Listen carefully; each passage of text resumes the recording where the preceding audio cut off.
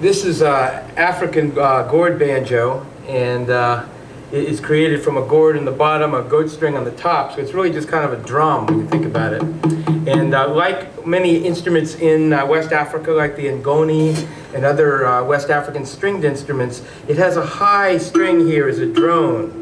And of course, this is a very much what we think of as a banjo sound, where you have these four strings and then you end with your thumb on that high string.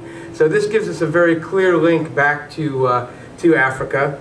And although I'm not a banjo player, more of a guitar player, I want to play this in my rudimentary way to give you a sense for the sound, the natural sound of this instrument, which I think is very beautiful.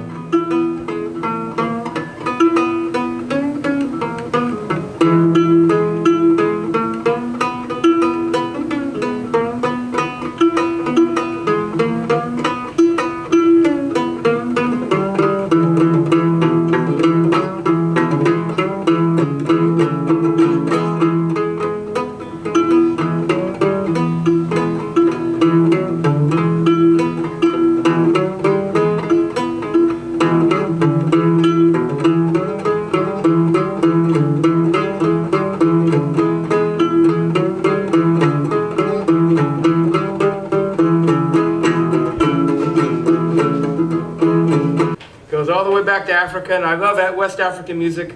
West Africa is one of those areas that there's so much great music in Africa, but West Africa in particular was very important. The West Coast was where so many slaves were taken from. So that's why we have this direct influence from actually the Mande people, who were part of the Kingdom of Mali. The Kingdom of Mali was a fabulous empire and has a wonderful, rich history of its own. But they were taking these instruments, derivative of instruments that they had gotten from trade routes from the Mideast. And the very beginning of where these lutes came from, who knows? But the Africans very quickly adapted them by putting them on these gourds with a goat head. And man, this is the bomb. I love this instrument, and it's going to grow with me, you know.